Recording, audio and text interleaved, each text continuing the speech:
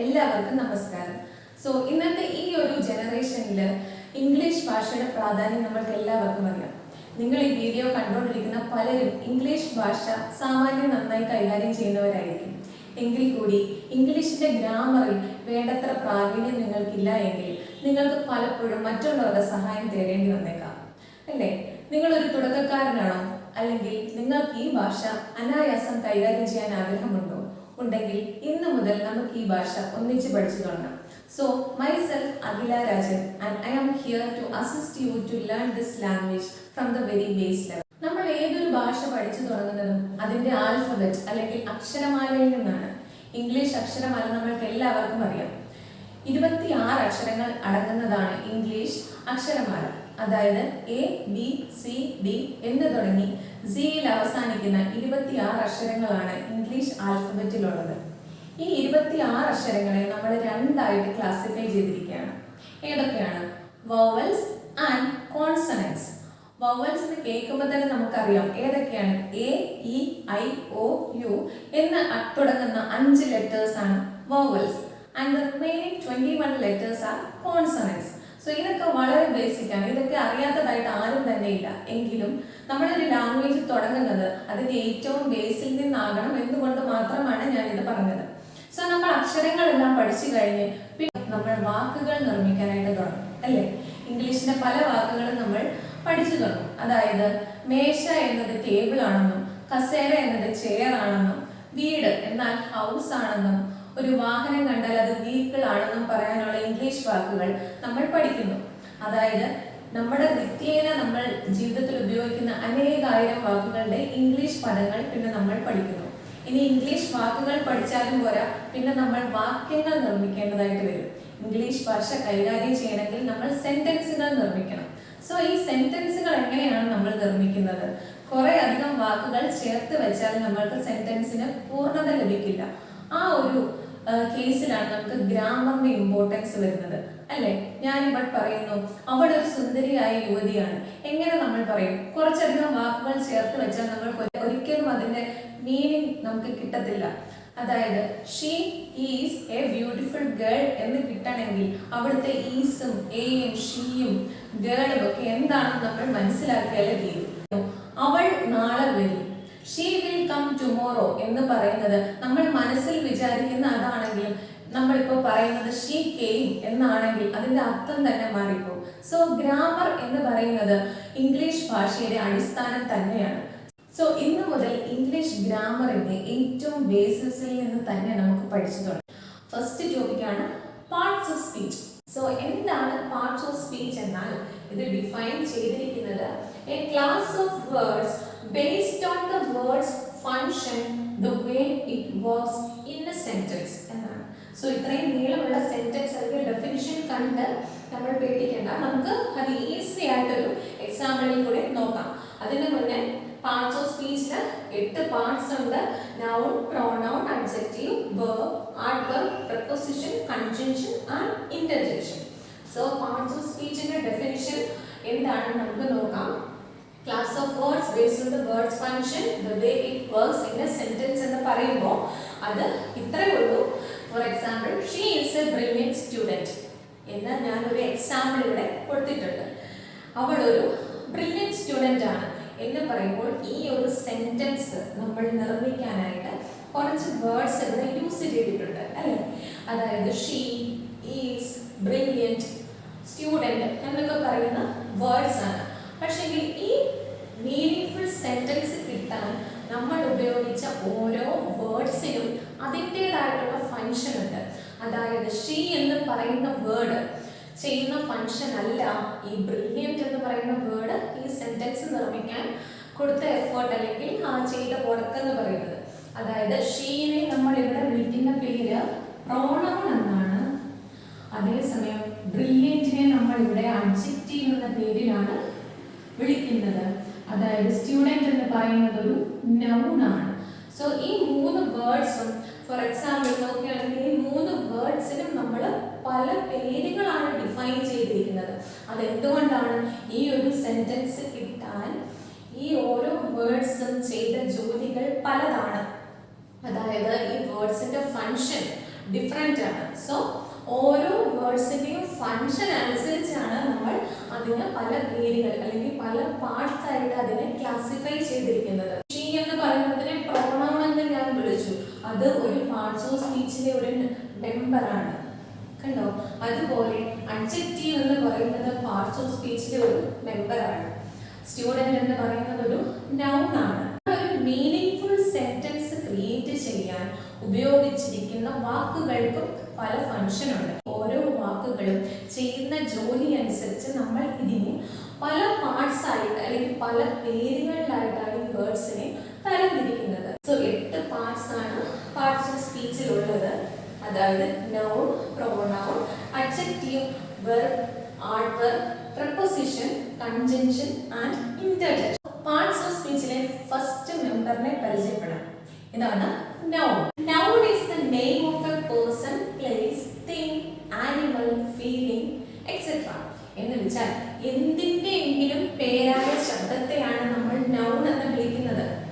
For example, അതൊരു മനുഷ്യന്റെ പേരാകാം, അല്ലെങ്കിൽ ഒരു സ്ഥലത്തിന്റെ പേരാകാം, ഒരു സാധനമാകാം, ഒരു ഫീലിംഗ് ആകാം, ഒരു മൃഗത്തിന്റെ പേരാകാം, എന്തുമായിക്കോട്ടെ എന്തിൻ്റെയെങ്കിലും പേരായ ശബ്ദത്തെ നമ്മൾ നാമം എന്ന് വിളിക്കുന്നു. ഞാൻ പറയുന്നു റോയി. റോയി എന്നത് ഒരു വ്യക്തിയുടെ പേരാണ്. സോ അതൊരു നൗൺ ആണ്. Italy, that is the name of a place. So it is again A noun. Ball എന്ന് പറയുന്നത് it's A thing. So it is A noun. ഇനി നമുക്ക് പറയാം എന്താണ് ഹാപ്പിനെസ്. ഹാപ്പിനെസ് എന്നാൽ അതൊരു ഫീലിംഗ് ആണ്, അതൊരു നൗൺ ആണ്. എലിഫന്റ്, ഫോക്സ്, ചെയർ, ടേബിൾ, ഇതെല്ലാം നൗൺ. ഞാൻ കുറച്ച് സെന്റൻസുകൾ നിങ്ങളെ പരിചയപ്പെടുത്താം. നിങ്ങൾക്ക് അതിൽ നിന്ന് ഏതാണ് നൗൺ, അല്ലെങ്കിൽ ഒരു സെന്റൻസിൽ ഒരു നൗൺ തന്നെ ഉള്ളൂ എന്ന് നിർബന്ധമില്ല. ഒരു സെന്റൻസിൽ ഒന്നിൽ കൂടുതൽ നൗൺസ് വരാം. സോ ഞാൻ ഈ തന്നിരിക്കുന്ന സെന്റൻസിൽ നിന്ന് നിങ്ങൾക്ക് നൗൺസ് കണ്ടുപിടിക്കാൻ സാധിക്കുമോ എന്ന് നമുക്ക് നോക്കാം. ഫസ്റ്റ് സെന്റൻസ് ആണ് നിഹാര ആൻഡ് നേരിക ആർ സിസ്റ്റേഴ്സ്. ഈ ഒരു സെന്റൻസ് നോക്കുക. ഇതിൽ നിന്ന് നിങ്ങൾക്ക് നൗൺസ് കണ്ടുപിടിക്കാൻ സാധിക്കുന്നുണ്ടോ? ഏതൊക്കെയാണ് നൗൺസ്? ഫസ്റ്റ് വൺ നിഹാര, കാരണം it's a name of a person. Nerika, it is again name of a person.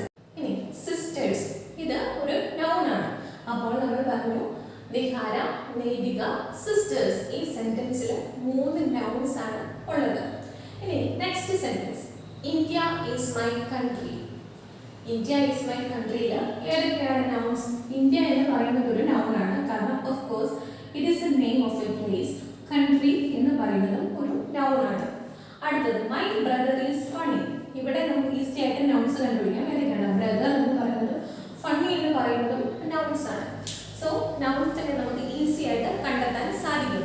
എന്തുമായിക്കോട്ടെ, നമ്മൾ എന്തിനെയാണ് പറ്റി പറയുന്നത്, നമുക്ക് എന്തിനെ പറ്റിയെങ്കിലും പറയാൻ പറ്റുന്നുണ്ടെങ്കിൽ ആ സാധനത്തിന് നമ്മൾ നൗൺ എന്ന് വിളിക്കും. നൗൺസിനെ നമ്മൾ പല രീതിയിലാണ് ക്ലാസിഫൈ ചെയ്തിരിക്കുന്നത്. ഫസ്റ്റ് ഒരു ക്ലാസിഫിക്കേഷൻ ആണ് countable and uncountable nouns. So എന്താണ് countable nouns? Countable nouns are name of things that can be counted. എന്ന് വെച്ചാൽ നമ്മൾക്ക് എണ്ണിയെടുക്കാൻ സാധിക്കുന്ന സാധനങ്ങളുടെ പേര്. അതായത് നമുക്ക് ഈസി ആയിട്ട് കൗണ്ട് ചെയ്യാൻ പറ്റണം. അതിൻ്റെ പേരിൽ നിന്ന് തന്നെ വ്യക്തമാണ് എന്താണ് കൗണ്ടബിൾ, അല്ലെങ്കിൽ കൗണ്ടബിൾ നൗൺ എന്നുകൊണ്ട് ഉദ്ദേശിക്കുന്നത് കൗണ്ട് ചെയ്യാൻ പറ്റുന്ന സാധനങ്ങൾ എന്നാണ്. For example ball. ബോൾ എന്ന് പറയുമ്പോൾ അത് കൗണ്ട് ചെയ്യാൻ പറ്റും. 1 ബോൾ, 2 ബോൾസ്, 100 ബോൾസ് എന്ന് നമുക്ക് ഈസി ആയിട്ട് എണ്ണാൻ സാധിക്കും. അതുപോലെ pen, vessel, chair, table, house, ഇതൊക്കെ നമുക്ക് എണ്ണാൻ സാധിക്കുന്ന വസ്തുക്കളാണ്. സോ അതാണ് കൗണ്ടബിൾ നൗൺസ് എന്ന് പറയുന്നത്. ഇനി എന്താണ് അൺകൗണ്ടബിൾ നൗൺസ്? എണ്ണിയെടുക്കാൻ സാധിക്കാത്തവ. ചില സാധനങ്ങൾ നമുക്ക് എണ്ണിയെടുക്കാൻ സാധിക്കില്ല. ഫോർ എക്സാമ്പിൾ ഞാൻ പറയുന്നു ഡസ്റ്റ്. ഡസ്റ്റ് എന്നാൽ പൊടി, അത് നമുക്ക് എണ്ണാൻ സാധിക്കില്ല. ഉപദേശം, അഡ്വൈസ്, അഡ്വൈസ് എണ്ണിയെടുക്കാൻ സാധിക്കില്ല. സോ കൗണ്ടബിൾ നൗൺസിന്റെ സെക്കൻഡ് പോയിന്റ് ആണ് കൗണ്ടബിൾ നൗൺ ആണെങ്കിൽ it should have A singular and plural form. ഇതിനൊരു സിംഗുലറും പ്ലൂറൽ ഫോമും കാണും. അതായത് നമ്മൾ ചെയർ എന്ന് പറയുന്നത് അതൊരു സിംഗുലർ കൗണ്ടബിൾ നൗൺ ആണ്. അതിന് പ്ലൂറൽ എന്ന് പറയുന്നത് ചെയേഴ്സ് ആണ്. എഗ് എന്ന് പറയുന്നത് സിംഗുലർ ആണ്, അതിന്റെ പ്ലൂറൽ ആണ് ചെയേഴ്സ്. സോ ഏതെങ്കിലും ഒരു നൗൺ എടുക്കുമ്പോൾ അതിന് സിംഗുലറും പ്ലൂറലും എടുക്കാൻ പറ്റുന്ന നൗൺ ആണെങ്കിൽ അത് കൗണ്ടബിൾ ആണ്. അതേസമയം അൺകൗണ്ടബിൾ നൗൺസിനാണെങ്കിൽ അതിന് പ്രത്യേകിച്ച് പ്ലൂറൽ ഫോം ഉണ്ടായിരിക്കത്തില്ല. ഫോർ എക്സാമ്പിൾ നോളജ് എന്ന് ഞാൻ പറയുമ്പോൾ ഇതിന് പ്രത്യേകിച്ച് പ്ലൂറൽ ഫോംസ് ഇല്ല അല്ലേ. നോളജസ് എന്ന് നമ്മൾ പറയാറില്ല. നോളജ് എന്ന് പറഞ്ഞാൽ എന്താണ്, അറിവ്. സോ ഇറ്റ് ഈസ് അൺകൗണ്ടബിൾ, അത് നമുക്ക് എണ്ണാൻ സാധിക്കില്ല. സ്മോക്ക് അത് അൺകൗണ്ടബിൾ ആണ്. Tea, luggage, garbage. ഇനി ഈ കൗണ്ടബിൾ നൗൺസ് സിംഗുലർ ആണെന്നുണ്ടെങ്കിൽ you should add a or an before the word. അതായത് ഇവിടെ ചെയർ എന്ന് പറയുമ്പോൾ ഒരു ചെയർ ആണ്. So you should add a chair. Egg എന്ന് പറയുമ്പോൾ ഒരു egg. So we should add an egg. അതുപോലെ പ്ലൂറൽ ഫോംസിൽ നമ്മൾ ആ വേർഡിനനുസരിച്ച് എസ് അല്ലെങ്കിൽ ഇ എസ് ആഡ് ചെയ്ത് കൊടുക്കുന്നുണ്ട്. അതായത് ചെയർ, ചെയേഴ്സ്. അതുപോലെ ലീഫ് എന്നാണെങ്കിൽ നമ്മൾ LEAVES എന്നാണ് ആഡ് ചെയ്ത് കൊടുക്കുന്നത്. സോ അത് നൗൺസിനനുസരിച്ച് അതിൻ്റെ പ്ലൂറൽ ഫോംസ് വേരി ചെയ്യുന്നുണ്ട്. അത് പല നൗൺസിനും പല രീതിയിലാണ്. സോ അത് നമ്മൾ വേറൊരു ക്ലാസ്സിൽ ഡിസ്കസ് ചെയ്യും. സോ ഇന്ന് ഇത്ര അറിഞ്ഞിരിക്കുക. കൗണ്ടബിൾ നൗൺ എന്ന് വെച്ചാൽ nouns that can be counted are called countable nouns. For example, ball, vessel, pen, etc. And uncountable nouns that cannot be counted. അതായത് advice, rice, dust നമുക്ക് ഒരിക്കലും എണ്ണിയെടുക്കാൻ സാധിക്കില്ല. ഇനി കൗണ്ടബിൾ നൗൺസിന്റെ വേറൊരു പോയിന്റ് ആണ്, it has both singular and plural forms. അതായത് chair, chairs എന്ന് പറയാൻ പറ്റും. എഗ് ആണെങ്കിൽ നമുക്ക് എഗ്സ് എന്ന് പറയാൻ പറ്റും. ഇനി അൺകൗണ്ടബിൾ നൗൺസിന്റെ കേസിൽ വന്നാൽ അതിന് പ്ലൂറൽ ഫോംസ് ഇല്ല. അതായത് knowledge, smoke, dust, information, garbage എന്നൊക്കെ നമ്മൾ പറയുമ്പോൾ അതിന് പ്ലൂറൽ ഫോംസ് ഇല്ല. So these are uncountable noun. അപ്പോൾ നമ്മൾ കൗണ്ടബിൾ ആൻഡ് അൺകൗണ്ടബിൾ നൗൺസ് എന്താണെന്ന് ഡിസ്കസ് ചെയ്തു. ഞാൻ അൺകൗണ്ടബിൾ നൗൺസിന്റെ കേസിൽ എന്താണ് ഞാൻ നിങ്ങളോട് പറഞ്ഞത്, നമുക്ക് എണ്ണാൻ പറ്റാത്ത സാധനങ്ങളാണ് അൺകൗണ്ടബിൾ നൗൺസിൽ വരുന്നത്. For example luggage, garbage. അതുപോലെ ഫർണിച്ചർ എന്ന് പറയുന്നത് ഒരു അൺകൗണ്ടബിൾ നൗൺ ആണ്. കാരണം എന്താ, ഫർണിച്ചർ എന്ന് പറഞ്ഞാൽ ഏത് ഫർണിച്ചർ ആണ് നമുക്കറിയില്ല. എല്ലാ സാധനങ്ങളും, അതായത് ചെയർ, ടേബിൾ, കൗച്ച് ആയിക്കോട്ടെ, ഇതിനെ എല്ലാം കൂടെ ചേർത്താണ് ഫർണിച്ചർ എന്ന് പറയുന്നത്. സോ അതൊരു അൺകൗണ്ടബിൾ നൗൺ ആണ്. അതുപോലെ ലഗേജ് എന്ന് പറയുന്നത് അൺകൗണ്ടബിൾ ആണ്. ഗാർബേജ് അല്ലെങ്കിൽ അഡ്വൈസ്, കോഫി, ഇതൊന്നും നമുക്ക് എണ്ണാൻ സാധിക്കില്ല. അപ്പൊ ഇതെല്ലാം അൺകൗണ്ടബിൾ നൗൺസ് ആണ്. പക്ഷെങ്കിൽ എങ്ങനെ നമുക്ക് ഒരു അൺകൗണ്ടബിൾ നൗണിനെ കൗണ്ടബിൾ ആക്കി പറയാം? ഇപ്പൊ ഫർണിച്ചർ എന്ന് തന്നെ പറഞ്ഞാൽ അത് അൺകൗണ്ടബിൾ ആണെന്ന് ഞാൻ പറയാം. Look at this example. I have bought a piece of furniture. So ഇവിടെ ഫർണിച്ചർ എന്ന് പറയുന്നത് ഒരു അൺകൗണ്ടബിൾ നൗൺ ആണ്. സോ ഈ അൺകൗണ്ടബിൾ നൗണിനെ ഞാൻ ഒരു എക്സ്പ്രഷൻ യൂസ് ചെയ്തപ്പോൾ ഈ സെന്റൻസിൽ അത് കൗണ്ടബിൾ ആയി. അതായത് എ പീസ് ഓഫ് എന്ന് പറയുന്ന എക്സ്പ്രഷൻ ഞാൻ ഇവിടെ ഉപയോഗിച്ചപ്പോൾ അതിന്റെ മീനിങ് എന്ന് പറയുന്നത് തന്നെ മാറി. അതായത് I have bought a piece of furniture എന്ന് പറഞ്ഞാൽ അത് ഈ ഫർണിച്ചറിന്റെ പേര് മെൻഷൻ ചെയ്തിട്ടില്ലെങ്കിൽ കൂടി ഏതോ ഒരു ഫർണിച്ചറിനെയാണ് മെൻഷൻ ചെയ്തത് എന്നൊരു കൗണ്ടബിൾ സെൻസ് ആണ് ഇവിടെ കിട്ടുന്നത്. I have bought a piece of furniture. So uncountable ആയിരുന്ന ഫർണിച്ചർ എന്ന് പറയുന്ന നൗൺ എ പീസ് ഓഫ് എന്ന എക്സ്പ്രഷൻസ് ഉപയോഗിച്ച് നമുക്ക് കൗണ്ടബിൾ എന്നുള്ള സെൻസിൽ ആക്കിയെടുക്കാൻ സാധിച്ചു. സോ അടുത്ത example, can you give me a cup of tea? So ഇവിടെ ടീ എന്ന് പറയുന്നത് ഒരു അൺകൗണ്ടബിൾ നൗൺ ആണ്. ഇതിനെ എങ്ങനെയാണ് ഇവിടെ കൗണ്ടബിൾ ആക്കിയത്? can you give me a cup of tea എന്ന് പറയുമ്പോൾ ഇത് ക്ലിയർ ആണ്. 1 cup of tea അല്ലെങ്കിൽ a cup of tea എന്ന് പറയുമ്പോൾ അത് കൗണ്ടബിൾ ആണ്. അതുപോലെ there are 2 bags of garbage on the street. Garbage is an uncountable noun, but we use an expression here. What is it? 2 bags of garbage.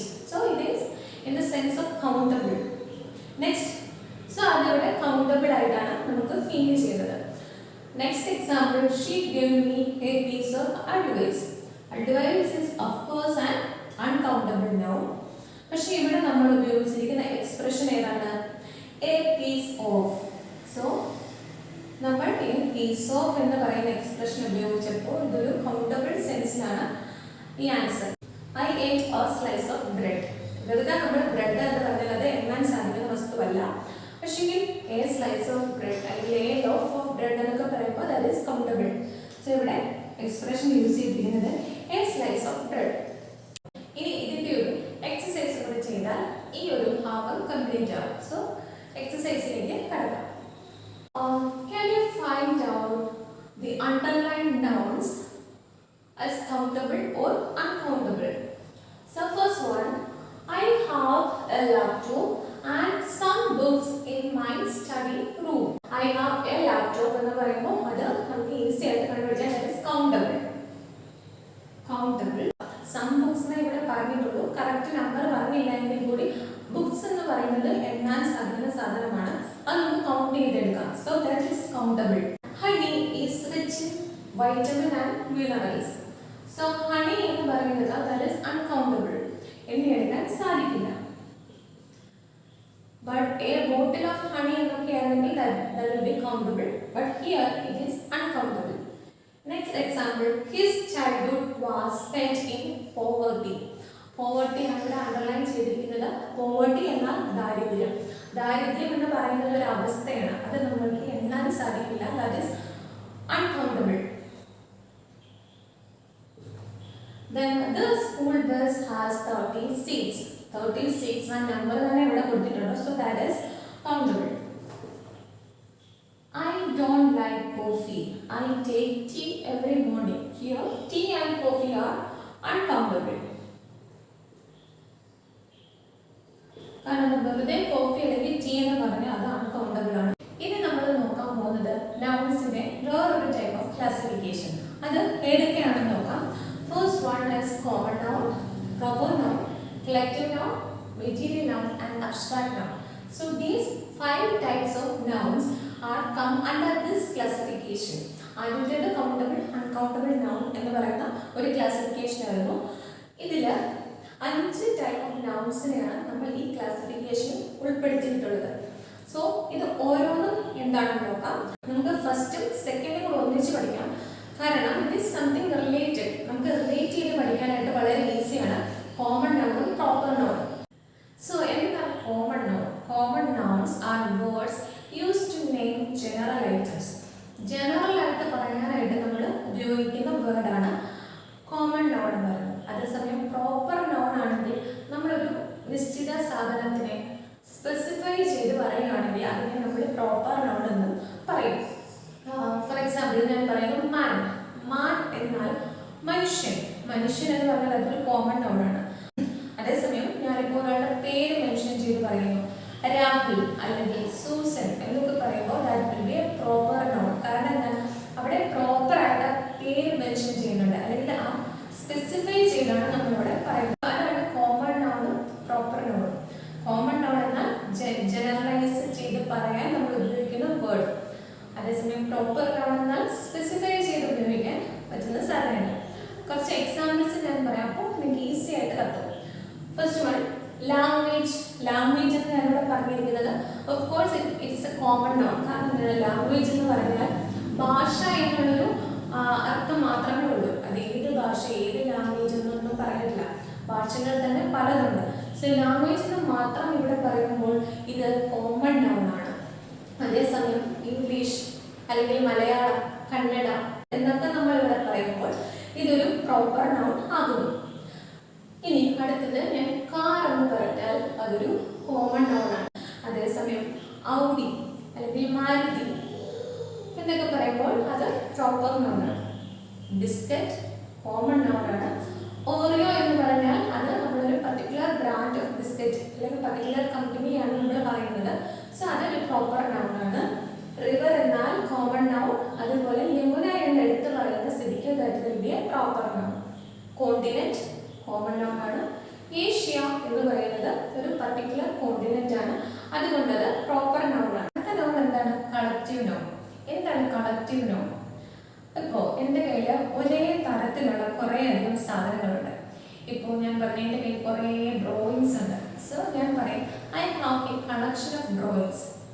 അതുപോലെ ഒരേ തരത്തിലുള്ള കുറേ അധികം സാധനങ്ങൾ ഉണ്ടെങ്കിൽ, അല്ലെങ്കിൽ ഒരേ തരത്തിലുള്ള ഒരു കളക്ഷൻ ഓഫ് സാധനങ്ങൾ നിങ്ങളുടെ കയ്യിലുണ്ടെങ്കിൽ അതിനെ മെൻഷൻ ചെയ്യാൻ ഉപയോഗിക്കുന്ന നൗൺസ് ആയിരിക്കും കളക്റ്റീവ് നൗൺസ്. ഞാൻ പറഞ്ഞു ഒരേ തരത്തിലുള്ള സാധനങ്ങളുടെ കളക്ഷനെ കാണിക്കാൻ ഉപയോഗിക്കുന്ന നൗൺസ് ആണ് collective noun. For example a bunch of flowers എന്ന് ഞാനിവിടെ പറഞ്ഞിരിക്കുകയാണ്. അതായത് കുറേ അധികം പൂക്കളുടെ ശേഖരം അല്ലെങ്കിൽ കൂട്ടം, അതിനെ പൂക്കളുടെ കളക്ഷനെ കാണിക്കാൻ ഉപയോഗിക്കുന്ന പേര് ഇവിടെ ബഞ്ച് എന്നാണ്. സോ ഇതാണ് കളക്റ്റീവ് നൗൺ ഫോർ ഫ്ലവേഴ്സ് എന്ന് പറയുന്നത് ബഞ്ചാണ്. അതുപോലെ സ്റ്റുഡൻസിന്റെ ഒരു കൂട്ടം, സ്റ്റുഡൻസിന്റെ കൂട്ടത്തിനെ നമ്മൾ വിളിക്കുന്നത് ക്ലാസ് എന്നാണ്. അടുത്തത് സിംഗേഴ്സിന്റെ കൂട്ടത്തിനെ പറയുന്നത് കൊയർ എന്നാണ്. അടുത്തത് കാർഡ്സ്, കുറേ അധികം കാർഡ്സ് നമ്മുടെ കയ്യിലുണ്ട്. സോ നമ്മൾ പറയുന്നത് പാക്ക് ഓഫ് കാർഡ്സ് എന്നാണ് പറയുന്നത്. കാർഡ്സിന്റെ കളക്ഷനെ കാണിക്കാൻ ഉപയോഗിക്കുന്ന പേരാണ് പാക്ക്. അടുത്തത് ആൻ ആർമി ഓഫ് ആൻഡ്സ്, കുറുമ്പുകളുടെ കൂട്ടത്തിന് പറയുന്ന പേര് ആർമി എന്നാണ്. സോ ഇവിടെ ഈ ഓരോന്നിന്റെ കളക്ഷൻ അനുസരിച്ച് അതിന് കൊടുക്കുന്ന പേര് മാറിയിട്ടുണ്ട്. അതാണ് കളക്റ്റീവ് നൗൺ എന്ന് പറയുന്നത്. ഇതുപോലെ കുറേ അധികം സാധനങ്ങളുണ്ട്. Like collective noun for mountains, collective noun for shoes, collective noun for thieves, collective noun for people. So ഇതിനെല്ലാം പറയുന്ന പേരുകളും വേറെ. സോ അതൊക്കെ നമുക്ക് കളക്റ്റീവ് നൗൺസ് എന്ന് പറയുന്ന വേറൊരു ക്ലാസ്സിൽ എടുക്കാം. ഇപ്പോൾ എന്താണ് കളക്റ്റീവ് നൗൺ എന്ന് മനസ്സിലാക്കാൻ വേണ്ടി മാത്രമാണ് കുറച്ച് എക്സാമ്പിൾസ് നമ്മൾ കാണിച്ചിരിക്കുന്നത്. അടുത്ത നൗണാണ് മെറ്റീരിയൽ നൗൺ. എന്താണ് material noun? It is the name of A material from which things are made. എന്ന് വെച്ചാൽ അതൊരു മെറ്റീരിയലിന്റെ പേരാണ്. പക്ഷേ ആ മെറ്റീരിയലിൽ നിന്ന് നമുക്ക് എന്തെങ്കിലുമൊക്കെ സാധനങ്ങൾ നമുക്ക് ഉൽപ്പാദിപ്പിക്കാൻ അല്ലെങ്കിൽ ഉണ്ടാക്കാൻ സാധിക്കുന്നതായിരിക്കണം. ഫോർ എക്സാമ്പിൾ ഞാനിപ്പോൾ വുഡ് എന്ന് പറയുന്നത്, വുഡ് അതായത് തടി. ഇതിൽ നിന്ന് നമുക്ക് എന്തെല്ലാം സാധനങ്ങൾ ഉണ്ടാക്കാൻ സാധിക്കും അല്ലേ? സോ അതിനെ നമ്മളൊരു മെറ്റീരിയൽ നൗൺ എന്നാണ് വിളിക്കുന്നത്. ഗോൾഡ്, ക്ലേ, സിൽവർ, ഡയമണ്ട്, ഇതെല്ലാം മെറ്റീരിയൽ നൗൺ ആണ്. So the last and final noun of this category, that is abstract noun. Abstract noun is a name for a quality, state or feeling. ഏതെങ്കിലും ഒരു state അല്ലെങ്കിൽ ഒരു quality അല്ലെങ്കിൽ നമ്മുടെ ഒരു feeling, അതിനെ നമ്മൾ പറയുന്ന നൗണാണ് abstract noun. To be precise, it cannot be seen or touched. നമുക്കത് ഫീൽ ചെയ്യാൻ സാധിക്കില്ല, നമുക്ക് സ്പർശിച്ചു നോക്കാനോ അല്ലെങ്കിൽ നമുക്ക് കണ്ണിന് കാണാനോ സാധിക്കില്ല. ചൈൽഡ്ഹുഡ് അല്ലെങ്കിൽ അഡൾട്ട്ഹുഡ് എന്നൊക്കെ പറയുന്നത് ഒരു സ്റ്റേറ്റ് ആണ്, അവസ്ഥ. അത് നമ്മൾ അനുഭവിച്ചാണ് അതിലൂടെ പോകുന്നത്, നമ്മൾ അതിനെ നേരിൽ കാണുന്നില്ല അല്ലെങ്കിൽ സ്പർശിക്കുന്നില്ല. സോ അതാണ് abstract noun. So we have discussed everything in the noun session, and that's the end of this video. See you in the next video.